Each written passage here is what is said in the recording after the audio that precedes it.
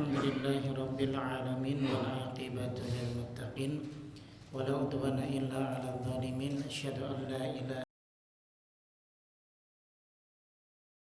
wa asyhadu anna Muhammadan abduhu wa rasuluh.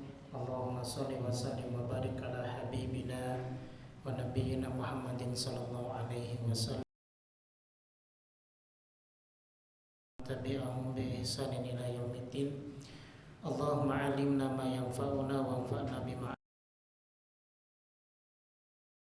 haqqa warzuqna ittiba'ah wa arinal batila batila warzuqna ijtinabah. Amma ba'd. Jamaah rahimakumullah, alhamdulillah, pertama mari kita panjatkan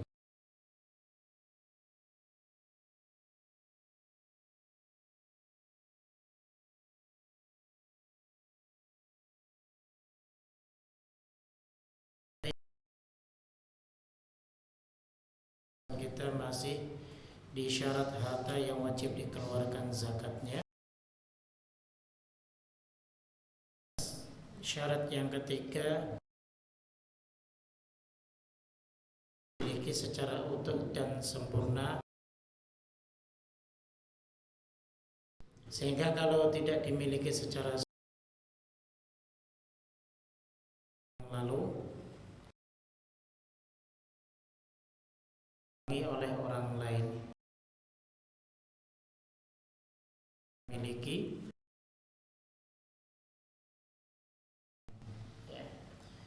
sehingga nisabnya tidak sempurna. Namun kalau digabung dengan harta yang dipinjam itu, maka nisabnya menjadi sempurna. Apakah dikeluarkan zakat atau tidak? Nah, pertemuan yang lalu sudah kita bahas. Tayyib. Maka pada malam hari ini insyaallah kita akan lanjutkan di syarat yang keempat tentang syarat harta yang wajib dikeluarkan zakatnya adalah harta tersebut telah berjalan di atas kepemilikannya selama 1 tahun hijriah penuh. Dan ini merupakan salah satu daripada syarat harta yang wajib dizakati. Jika kepemilikannya itu belum sampai 1 tahun, maka tidak dikenakan kewajiban untuk dikeluarkan zakatnya. Andaikan pun dia pengen mengeluarkan, ya silakan keluarkan saja, tapi bukan dalam bentuk kewajiban. Sifatnya hanya masuk kepada sedekah secara umum. Nah, jadi begitu. Baik, ini merupakan syarat pada zakat emas, perak, dan hewan ternak. Adapun zakat pertanian dan buah-buahan ini tidak termasuk di dalamnya, karena haulnya zakat pertanian dan buah-buahan itu tersebut adalah ketika sudah dipanen. Jadi haulnya saat mereka memanen, lalu kemudian mereka wajib untuk mengeluarkan zakat, bukan sedekah bumi, tapi wajib mengeluarkan zakat. Nah, ini yang jadi masalah di beberapa tempat di masyarakat kita yang notabene-nya mereka masih awam. Mereka lebih semangat untuk melakukan kegiatan-kegiatan yang justru menyimpang dari syariat, dengan alasan ini bagian daripada sedekah. Namun mereka menggunakan acara-acara atau ritual-ritual yang itu dilarang oleh syariat. Padahal seharusnya kewajiban mereka itu hanya mengeluarkan zakatnya saja pada setiap 595 kilo hasil bumi yang telah mereka dapatkan, maka diambil 1/5 atau 1/10-nya. Nah, itu nanti akan kita bahas insyaallah dalam zakat pertanian dan buah-buahan. Baik. Jamaah rahimakumullah, masih di poin yang keempat tentang syarat harta yang wajib disakati yaitu sudah mencapai haul. Di sini ada satu pertanyaan tentang hukum harta yang diperoleh di tengah haul. Contoh, kita punya uang dari bulan Dzulhijjah, misal 100 juta. Lalu kemudian dia wajib dizakati pada bulan Dzulhijjah di tahun berikutnya.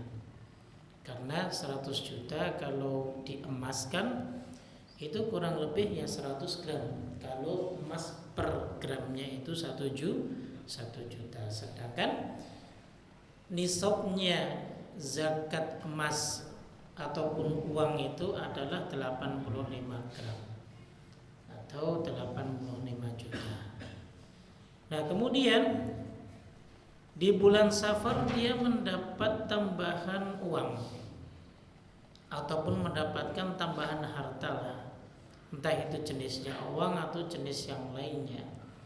Yang jadi pertanyaan adalah apakah harta itu digabungkan di harta yang sebelum yang dia miliki dari bulan Dzulhijjah atau bagaimana? Nah, di sini ada 3 poin terkait dengan hal itu. Ya, jadi paham pertanyaannya ya. Jadi kasusnya adalah dia punya uang 100 juta di bulan Dzulhijjah. Nah, dia harus zakati di tahun berikutnya di bulan Dzulhijjah pula. Namun di tengah-tengah kok ada tambahan nih, dari 100 mungkin ada tambahan, dia misalnya dapat warisan lah atau dapat uang dari mana lah sekitar 50 juta sehingga total harta yang dia miliki 150 juta. Nah, apakah yang 50 juta ini masuk dihitung ya ke dalam 100 tersebut sehingga perhitungannya berarti tadi Dzulhijjah, atau dia dihitung sendiri tadi masuknya misalnya di bulan Safar ya. Nah, maka di sini ada 3 poin yang mungkin menjadi gambaran untuk kita semuanya dalam memecahkan kasus tersebut. Yang pertama, jika harta yang diperoleh itu berasal dari laba harta yang dimilikinya atau dari jenisnya, seperti laba harta perdagangan dan hasil hewan ternak, maka ia wajib digabungkan dengan modal hartanya. Misal begini, dia punya uang 200 juta di bulan Dzulhijjah, lalu kemudian 100 juta dia gunakan untuk modal usaha. Subhanallah, usahanya berkembang pesat, sehingga pada setiap bulannya itu dia bisa menambah keuntungan, dan keuntungannya itu bisa dia simpan, sehingga sisa modal yang dia miliki tadi 100 juta, karena dari yang 100 juta yang untuk modal tersebut ternyata mendapatkan laba setiap bulannya, sehingga masuk nih ya, masuk ke tambahan sisa modal yang pertama tersebut. Mungkin setiap bulannya dapat tambahan 5 juta dia masukkan ya, terus seperti itu ya. Nah, kalau kasusnya seperti ini, maka hasil dari hasil laba dari harta yang diputar untuk diolah tersebut, maka dia digabungkan ke harta pokoknya, sehingga nanti ketika sudah sampai ke bulan Dzulhijjah berikutnya, maka semuanya digabungkan menjadi satu. Nah, dikeluarkanlah zakatnya 2,5%. Begitu ya. Itu yang pertama. Kemudian yang kedua adalah jika harta yang diperoleh itu bukan termasuk jenis harta yang dimilikinya. Bukan termasuk jenis harta yang dimilikinya. Contoh, dia punya harta berupa unta ya. Lalu dia mendapatkan emas dari hasil warisan atau mungkin dari hibah orang lain ya, atau yang lainnya lah. Maka harta yang diperolehnya ini diperhitungkan haulnya sejak diperolehnya. Kan berbeda antara zakat unta dengan zakat emas. Kalau zakat onta itu setiap 5 onta yang dia miliki nanti dikeluarkan zakat. Kalau zakat emas kan setiap tahunnya dia harus mengeluarkan 2,5%.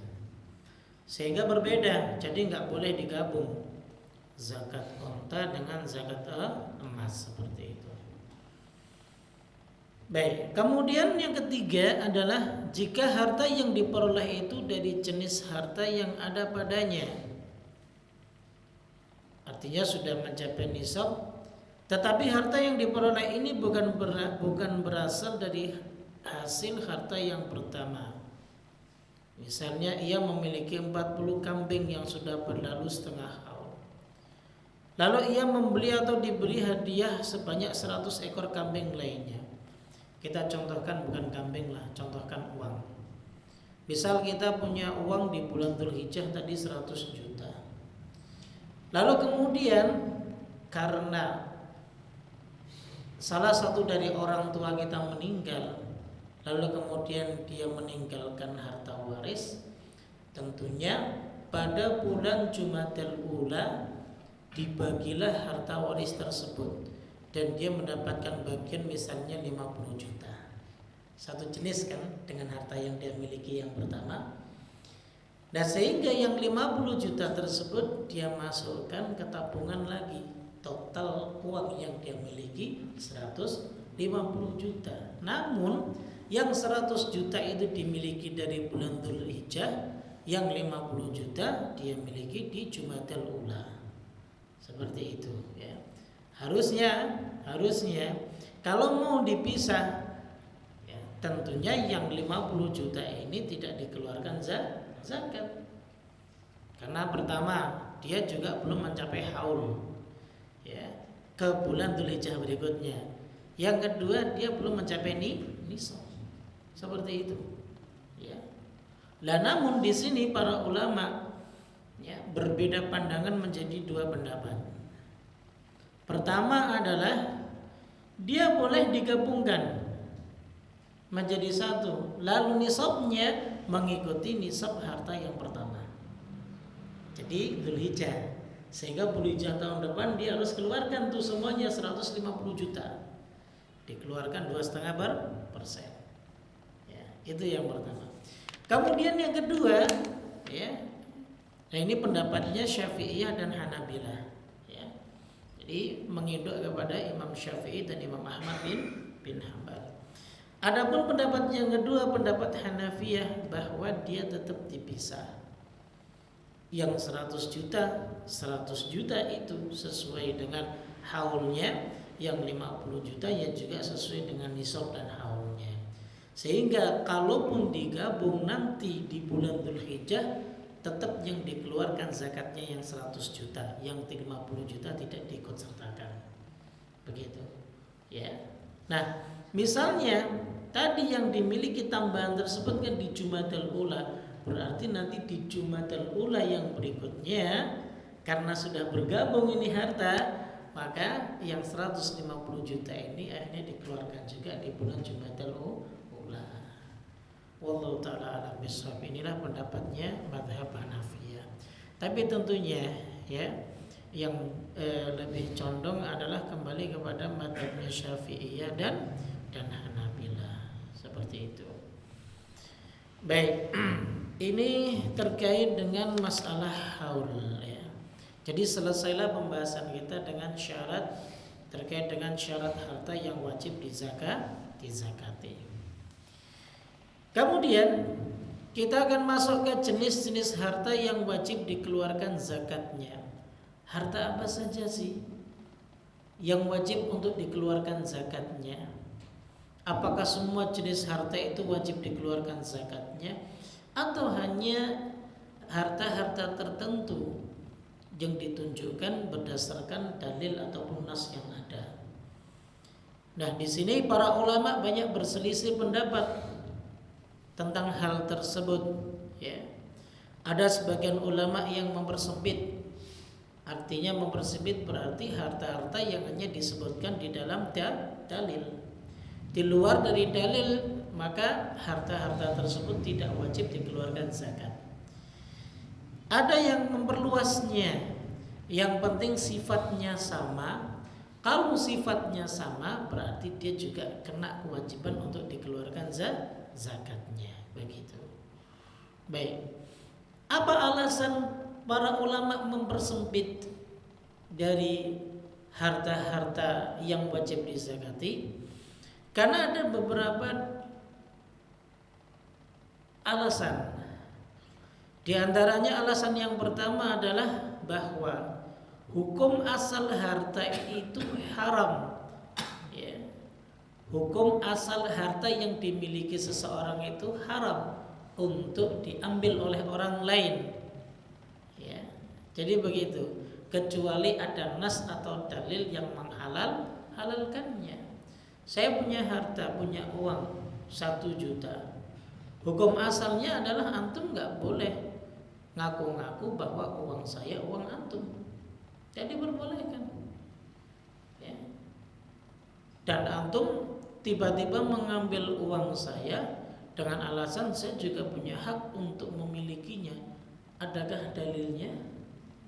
Ya. Kalau tidak ditujukan dengan dalil, maka ketika antum mengambil uang saya berarti antum telah berbuat zalim. Ya, jadi begitu. Ya.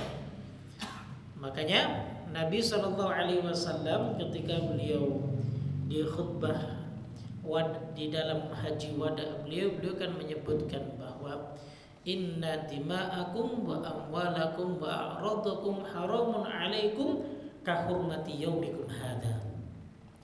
Bahwa sesungguhnya darah kalian, harta kalian, kehormatan kalian itu satu dengan yang lain haram. Sebagaimana diharamkannya bagi kalian untuk hari ini. Jadi itu ditegaskan oleh Nabi SAW. Jadi harta itu akan menjadi halal jika ada nas atau dalil yang menghalalkannya. Di antaranya apa? Di antaranya adalah kita bisa memiliki andai kita orang fakir miskin. Dan kita bisa memiliki harta orang kaya tersebut, kita ada haknya. Sehingga orang kaya itu memiliki kewajiban untuk memberikan sebagian atau menyisihkan sebagian hartanya untuk kita yang berhak untuk menerimanya. Kalau tidak harta itu haram. Itu yang pertama. Kemudian alasan yang kedua, zakat ini adalah suatu kewajiban yang ditetapkan di dalam syariat. Artinya bahwa hukum asalnya seseorang itu terlepas dari kewajiban tersebut, kecuali bila kewajiban tersebut ditetapkan oleh nas. Ya. Zakat ibadah bukan? Ibadah bukan? Ibadah. Al-aslu fil ibadah haram. Hukum asal ibadah itu haram, kecuali ada dalil yang mewajibkan suatu ibadah tersebut. Nah, jadi begitu, sehingga harta umat Islam secara individualnya itu terjaga dan terlindungi oleh syariat, sehingga nggak sembarangan untuk dimiliki oleh orang lain.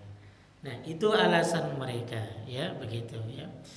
Adapun kias, kata mereka, kias itu dianalogikan, ya. Maka tidak boleh digunakan, apalagi kias fil ibadah, kias dalam ibadah, apalagi ibadahnya sifatnya ibadah yang mahdhah.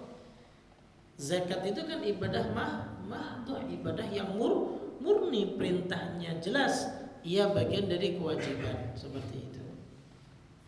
Nah, makanya dipersempit. Arti dipersempit adalah ya harta yang wajib dikeluarkan zakatnya itu yang sesuai disebutkan oleh nas ataupun dalil, baik dari Al-Quran maupun dari sunnah Nabi SAW. Bisa dipahami? Ada masih bingung? Jangan bingung. Ini kewajiban zakat. Antum bingung bagaimana? Karena belum pernah mengerjakan. Nah, itu masalahnya. Ya. Apa perlu saya sampaikan di pernyataan saya di minggu lalu, Pak? Pembahasan ini sebenarnya tidak cocok buat kita gitu. Karena harta kita nggak ada yang sampai mencapai nisaban begitu. Ya paling tidak sebagai pengetahuan lah, Pak, ya begitu. Makanya harus difahami. Baik. Kemudian alasan bagi mereka yang memperluas masalah ini, artinya yang memperluas bahwa harta yang diwajibkan untuk dikeluarkan zakat itu bukan harta-harta yang hanya disebutkan secara rinci oleh dalil, tidak. Ya.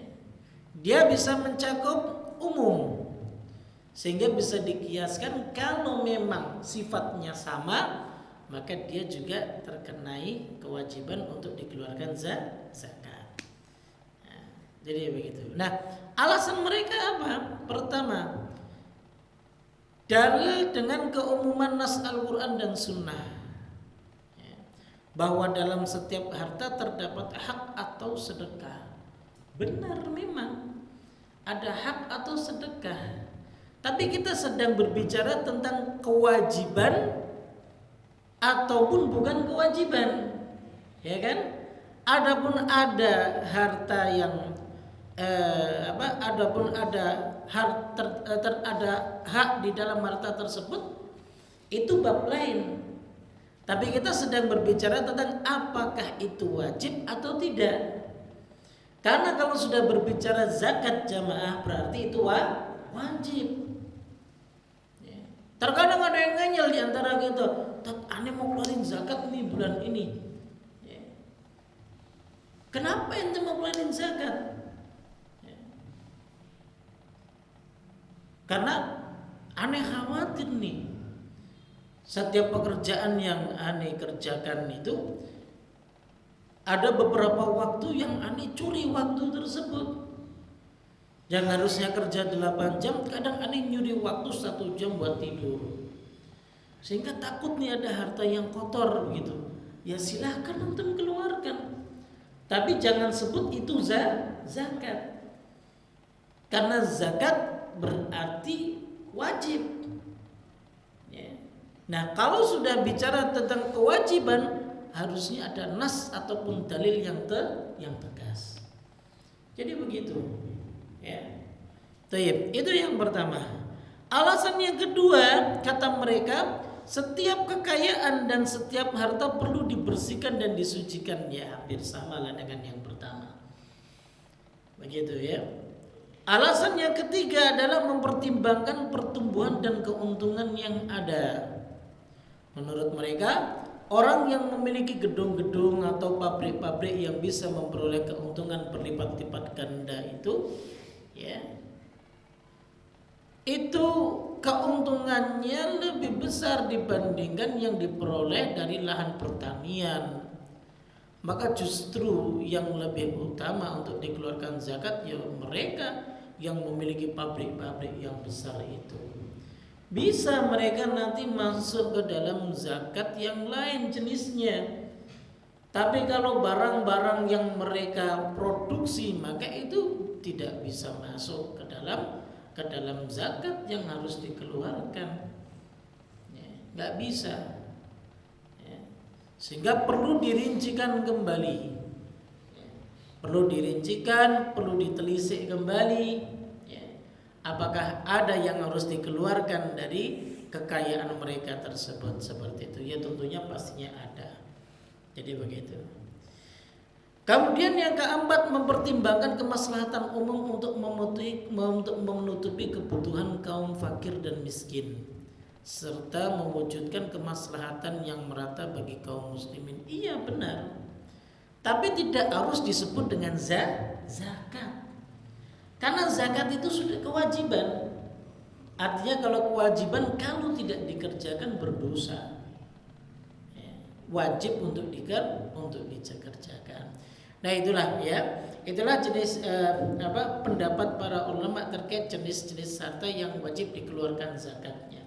Ada yang mengatakan dipersempit, ada yang mengatakan diperluas jenisnya. Wallahu taala alam bishawab. Tentunya kita akan berbicara yang dipersempit terlebih dahulu. Karena ini yang disepakati. Adapun jenis-jenis harta yang lain sifatnya masih diperselisihkan oleh para ulama. Baik. Apa saja jenis harta yang disepakati wajib untuk dikeluarkan zakatnya? Di antaranya emas, kemudian perak, ya, atau ini bisa disebut dengan dua jenis mata uang. Sehingga mata uang dari negara manapun maka dia wajib untuk dikeluarkan zakatnya. Kemudian misal dari ternak, ada unta, ada sapi, ada kambing, ya. Yang diperselisihkan adalah hewan-hewan ternak yang lainnya. Contohnya ada ayam, ada unggas dan yang lain sebagainya.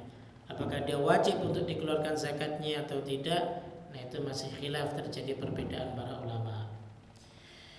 Kemudian tadi jenis tanaman ataupun hasil bumi, ada gandum halus, ada gandum kasar, ada kurma dan kismis. Intinya jenis tanaman dan buah-buahan. Nah, ini yang disebutkan ya. Jadi kalau gandum berarti kan ini makanan pokok, sehingga bisa kalau dikiaskan itu ke beras itu diperbolehkan, gitu ya. Ini kiasnya kias yang sahih.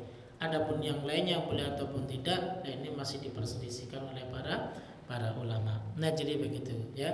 Sehingga pertama yang akan kita bahas adalah harta yang telah disepakati kewajibannya untuk dikeluarkan zakatnya. Baik. Pertama adalah zakat emas dan perak. Jamaah sekalian rahimakumullah. Jika telah terpenuhi pada emas dan perak serta pemiliknya syarat-syaratnya yang telah disinggung sebelumnya. Jadi kita sudah singgung nih syarat sebelumnya. Nisabnya sudah tercapai, haulnya pun sudah genap dan sejenisnya lah. Maka wajib mengeluarkan zakatnya dan dikeluarkan sekali dalam setiap tahunnya. Bukan sekali seumur hidup ya, tapi dalam setiap tahunnya harus dikeluarkan. Kenapa? Karena muncul pertanyaan begini, Ustaz, ya tahun kemarin kan aneh udah keluarin, kenapa tahun ini keluarin lagi? Selama nisab dan haulnya masih tetap berlaku bagi hartamu, ya berarti kamu harus mengeluarkan zakatnya. Begitu. Ya. Sampai kapan Ustaz? Sampai habis itu emasmu, sampai berkurang dari nisabnya. Nah, misal punya emas 100 gram, nggak bertambah, nggak berkurang. Jadi terkuranginya itu dengan zakat tiap tahun sampai 20 tahun hingga tersisa emasnya 84 gram. Nah, sudah baru nggak dikeluarkan zakatnya. Maka jangan suka nyimpen harta banyak-banyak lah. Ya. Bagi-bagilah. Begitu. Baik. Nah, jadi itu ya. Jadi dikeluarkan sekali dalam setiap tahunnya. Baik. Berapa nisab emas dan perak? Dan berapa kadar zakat yang harus dikeluarkan? Ini sudah sering kita singgung sebelumnya. Ketika ada beberapa kasus dan kita berikan contoh ya, tentunya sudah ada gambaran lah. Hal ini akan lebih kita jelaskan lagi agar supaya lebih terang dan lebih jelas. Menginduk kepada hadis dari Nabi sallallahu alaihi wasallam yang dibawakan oleh sahabat Ali bin Abi Thalib radhiyallahu taala anhu. Beliau sallallahu alaihi wasallam bersabda, "Idza kanat laka mi'ata dirhamin."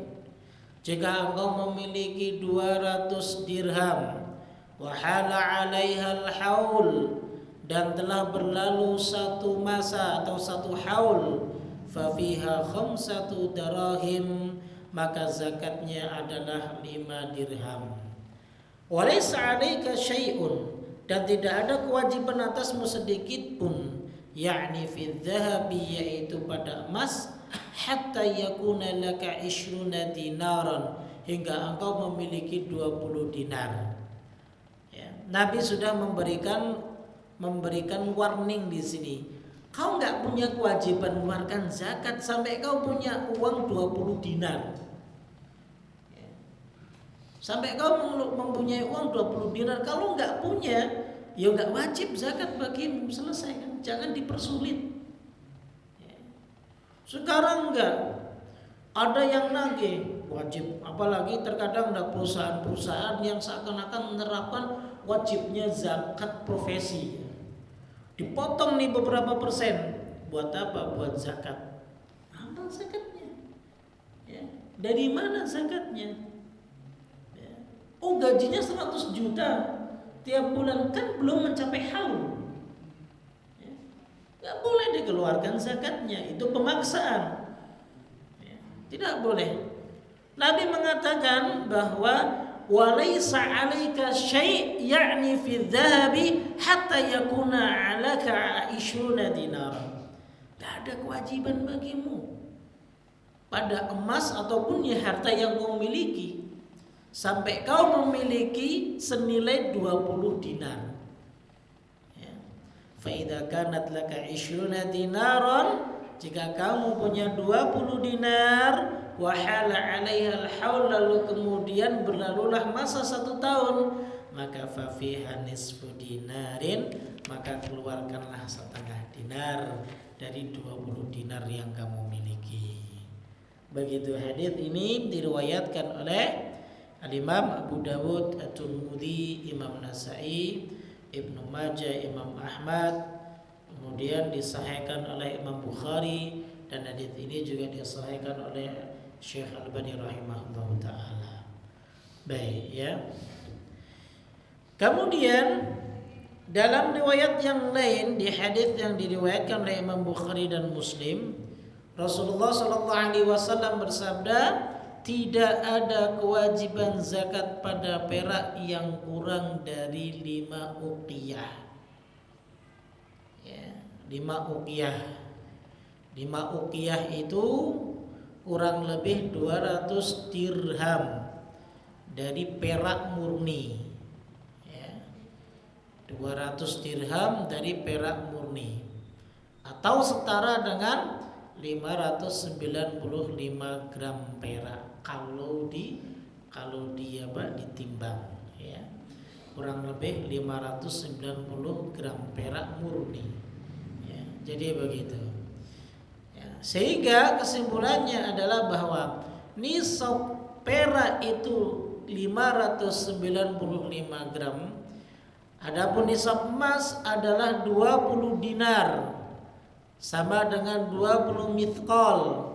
20 mithqal itu sama dengan kurang lebih, kalau emas 24 karat itu 85 gram. Ya. Kalau emasnya 24 karat. Kalau emasnya 21 karat, maka harus mencapai 97 gram. Ya. Kalau emasnya, orang Jawa bilang mas nom. Ya. Ya. Lebih senang mas nom apa mas tua? Mas nom ya. Ya. Kalau mas tua berarti mas-mas yang nggak laku, ya kan Pak? 18 karat berarti dia harus mencapai sekitar 113 sampai 115 gram emas. Nah, begitu ya. Jadi perlu diingat nih, sangat penting. Ya. Kalau perak 595, kalau emas 85 gram, begitu. Nah, tidak cuma itu, ya. Nisabnya sudah diketahui. Syarat yang kedua harus melewati haul 1 tahun hijriyah. Ya, 1 tahun hijriyah, bukan tahun masihiyah, bukan. Ya, baik. Kemudian tidak cukup itu, kadarnya berapa yang harus dikeluarkan? Kadarnya adalah 2,5%. Nah, itu. uang 1 M, 1 miliar, berarti yang dikeluarkan ada berapa? 25 juta. Ya, jadi seperti itu. Ya. Jangan bohong lah. Kalau uangnya 1 miliar, 1 miliar. Ya. Dan jangan suudzon juga. Tuh orang kaya duitnya banyak ya. Tapi kalau saya dizakati cuma 200.000 gitu. Ada juga yang seperti itu. Amplop zakat cuma 200, tuh orang kayanya luar biasa. Mungkin dia bagi di banyak tempat, kita kan nggak tahu. Jadi begitu. Baik. Sekarang muncul satu pertanyaan begini. Misal ada seseorang yang dia punya harta emas dan juga punya harta perak, begitu. Nah, apakah emas dan perak ini bisa digabungkan menjadi satu untuk menyempurnakan nisab? Andaikan punya emas cuma 80 gram, kan belum mencapai nisab. Kemudian punya perak misalnya cuma 200 gram, nggak nyampe nisab juga kan? Boleh nggak kira-kira digabungkan? Lalu kemudian dikeluarkan setiap tahunnya 2,5%. Ya, nah di sini ada beberapa skema pendapat ulama. Ada 2. Pendapat yang pertama mengatakan dia digabungkan dengan perak, ya, untuk menyempurnakan nisab. Kemudian ia keluarkan zakatnya. Nah ini adalah mazhabnya mayoritas ulama. Di antaranya adalah Hanafiyah, Malikiyah, kemudian juga dari beberapa kalangan ulamanya dari Hanabilah, Imam Ahmad ya. Kemudian ada beberapa ulama-ulama tabi'in, di antaranya adalah Imam Al-Auza'i, kemudian Imam As-Sufyan Ats-Tsauri rahimahumullahu taala. Ya. Nah, ini tergolong dengan mayoritas ulama, boleh digabungkan. Kenapa? Alasannya adalah kesamaan manfaatnya. Ya, bahwa keduanya itu adalah sama-sama benda yang bisa diperjualbelikan, begitu. Itu yang pertama. Kemudian pendapat yang kedua bahwa tidak boleh digabungkan. Ya. Nah, inilah mazhabnya Syafi'iyah dan salah satu daripada pendapatnya Imam Ahmad. Ini juga pendapat yang dipegang oleh beberapa ulama tabi'in, ya, termasuk diantaranya adalah Abu Thawr, Abu Ubaid, Ibnu Abi Layla dan yang lain sebagainya. Dan ternyata pendapat ini adalah pendapat yang dipilih oleh Syekh Albani, kemudian Syekh Muhammad bin Shalih Al-Utsaimin rahimahullahu taala. Ya. Dan inilah yang dirojihkan dan yang dikuatkan oleh para ulama kontemporer, insyaallah. Argumen mereka apa? Dalil mereka apa? Pertama, keumuman sabda Nabi Shallallahu Alaihi Wasallam, tidak ada zakat pada perak yang kurang dari 5 uqiyah. Kalau sudah kurang dari 595 gram perak, ya tentunya tidak wajib mengeluarkan zakatnya. Dan sabda Nabi Shallallahu Alaihi Wasallam tadi yang sudah kita sebutkan, walaisa 'alaika zakatun hatta yakuna laka 20 dinaron. Kamu enggak ada kewajiban membayar zakat sampai kamu memiliki 20 dinar. Ya. Kalau belum sampai, ya tidak wajib. Sehingga antara perak dan emas tidak boleh digabung, tidak boleh disamakan. Ya, jadi begitu, itu yang pertama. Kemudian alasan yang kedua adalah mengkiaskan dengan sapi dan kambing. Nanti akan kita jelaskan ya. Tidak bisa nisab salah satu dari keduanya itu digenapkan dengan yang lainnya. Punya sapi sekian, ada kambing, bisa nggak digenapkan? Nggak mungkin bisa. Ya, sehingga sekali lagi bahwa pendapat yang dirojihkan oleh para ulama kontemporer adalah tidak bisa digabungkan. Nah, jadi seperti itu ya. Wallahu taala a'lam bishawab. Nah, itu terkait dengan zakat emas dan perak. Nah, baik. Kemudian yang berikutnya adalah zakat uang kertas. Ya, zakat uang kertas yang dikeluarkan oleh pihak bank. Nah, kita berbicara, kita kalau ingin panjang lebar membahasnya, maka kita akan berbicara tentang masalah uang kertas dalam tinjauan fikih itu bagaimana. Ya, uang kertas dalam tinjauan fikih. Ya. Dan nanti ada pertanyaan konyol, mungkin kita katakan begini, kenapa ya Indonesia nggak nyetak uang aja terus yang banyak kan begitu, kan enak kan, masing-masing kita bisa bawa duit banyak kan gitu, bagi-bagiin aja kepada masing-masing. Ya. Apa ruginya Pak? Ya. Kertas tinggal nyetak, tinggal bikin dah, lalu kemudian ya, Bank Indonesia tinggal nyetak duit aja 100 ribuan, ya, masing-masing dari kita dikasih 1 miliar. Ya.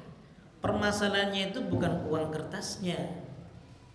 Uang kertas ini adalah bentuk jaminan dari emas ya, yang ada ataupun yang dimiliki oleh pihak bank. Hakikat transaksi kita ini adalah transaksi menggunakan emas dan perak, karena itu mata uang asli. Ya, sebagai contohnya begini, ketika ya, pemerintah dari Bank Indonesia itu memiliki emas atau perak cuman misalnya 1 ton, lalu kemudian uang kertasnya dicetak melebihi dari nilai emas dan perak 1 ton itu, ya maka nanti akan terjadi krisis yang begitu besar. Ya, gak seimbang, artinya nggak seimbang. Nah, jadi seperti itu. Nah, jadi pembahasannya sangat lebar. Saya nggak membahas itu ya. Yang penting kita punya duit, bisa buat belanja beras kan selesai Pak. Nggak usah bicara yang jauh-jauh lah. Ya. Biar yang mikir orang ekonomi. Ya. Kita bukan orang ekonomi Pak. Itu. Baik, kita hanya berbicara tentang nisab uang kertas. Begitu saja. Ya. Berapa nisab uang kertas ataupun ya bahasa sederhananya berapa sih nisab uang harta uang yang kita miliki misalnya. Ya.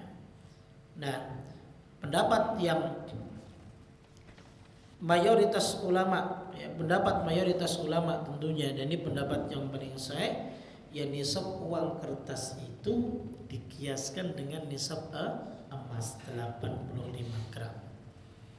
Ya, tadi sudah kita singgung juga di pertemuan sebelumnya, dan tadi di awal juga kita singgung ya. Sehingga jika seandainya nisab uang itu dikiaskan dengan nisab emas, berarti ya 85 gram itu jika diuangkan ya menjadi berapa puluh juta. Nah, dari situlah nanti dia wajib untuk mengeluarkan zakatnya. Kalau sudah mencapai nisabnya, haulnya pun sudah berlalu, sehingga dia wajib untuk mengeluarkan zakat 2,5% begitu. Masih lama nggak Pak? Berapa menit lagi? 7 menit. Kita tutup ya. Barangkali ada pertanyaan ya. Kita buka tanya jawab sajalah. Karena pembahasan setelah ini tentang zakat hulli. Hulli itu zakat perhiasan. Kita punya perhiasan itu dikeluarkan zakatnya atau tidak. Ini pembahasan yang agak panjang karena tentunya ini perkara kontemporer. Sebab apa? Sebab kalau orang-orang dulu menggunakan emas dan perak itu ya sebagai mata uang. Nah, sekarang emas dan perak itu dijadikan sebagai perhiasan, sehingga butuh dengan pembahasan yang rinci tentang apakah dia wajib ataupun tidak. Ya tentunya ya ujung-ujungnya juga tetap wajib dikeluarkan zakatnya, seperti itu. Nanti akan kita bahas pada pertemuan yang akan datang. Baik. Ada yang ditanyakan tentang perihal dengan pembahasan kita malam ini. Jangan melebar ke yang lain. Ya. Baik, silakan. Waalaikumsalam. Anehnya saya itu punya duit banyak. Amin. Terus diinvestasikan ke properti apa tetap harus ada zakat. Nah itu kan masuknya ke yang lain lagi. Lain. Iya, kalau sudah investasi ke properti ya berarti sudah lain. Jangan nanti ada pembahasannya. Nanti itu masuk kepada zakat perniagaan. Ya, perniagaan itu ya zakat perdagangan. Ya, kalau sudah properti kan berarti kan tujuannya untuk apa? Investasi untuk perdagangan kan. Nanti muncul rumah, saya punya rumah tapi mau saya dagangkan, dizakati enggak? Nah, nanti muncul pertanyaan begitu. Nanti melebar terus. Ya. Janganlah. Nanti sesuai dengan kajian kita saja. Pertanyaan itu sederhana Ustadz, sampai sekarang ya uang saya sudah mencapai haul, kemudian belum saya zakati, mau dizakatkan kemana Ustadz? Nah itu pertanyaan. Nanti bisa disalurkan, ya kan? Itu. Waalaikumsalam.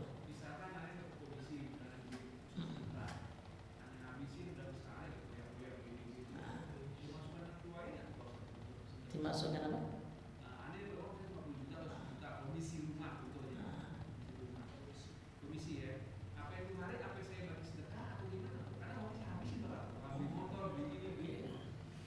Akan lebih baik sedekahkan Pak. Sedekahkan. Bukan, kalau sedekah sifatnya umum. Misal antum belikan saya mobil satu, nah, itu sedekah itu ya. Bisa misalkan. Hah? Bebas. Kalau sedekah itu tidak ada batasannya Pak. Ya, dia beda dengan zakat. Kalau sedekah sebanyak apapun antum keluarkan, sedikit pun antum keluarkan, ya tidak masalah. Begitu. Iya, kecuali antum uang itu simpan, kemudian berlalu 1 tahun, nah kewajibannya 2,5% dikeluarkan. Begitu.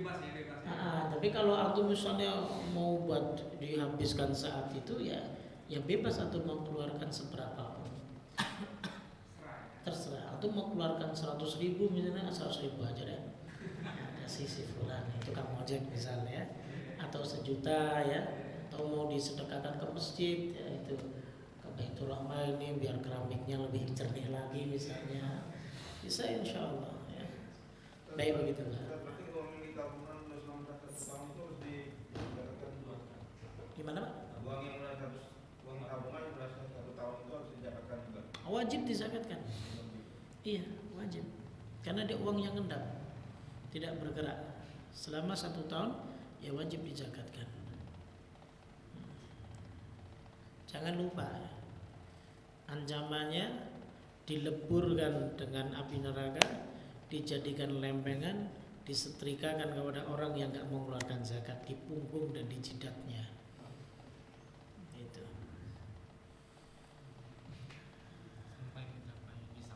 Sampai nisab. Nisabnya 85 gram, ya, setara dengan emas 85 gram, haulnya 1 tahun. Ya, berlalu 1 tahun, Pak. Kalau belum berlalu 1 tahun ya nggak wajib. Ya, jadi masih aman uang antum semua ya.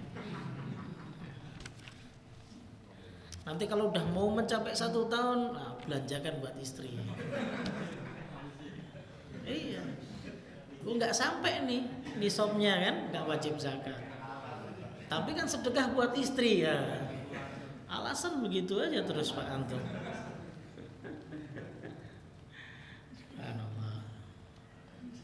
Makanya saya pernah cerita kan minggu lalu ya.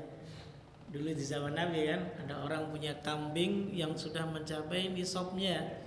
Ya, kambingnya dikasih ke orang 2. Didatangnya sama tukang pemungut zakat.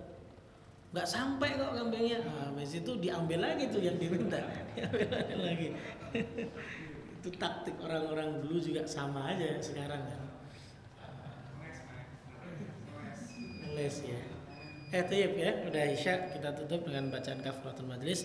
Subhanakallah wa bihamdik, asyhadu an la ilaha illa anta, astaghfiruka wa atubu ilaik. Assalamualaikum warahmatullahi wabarakatuh.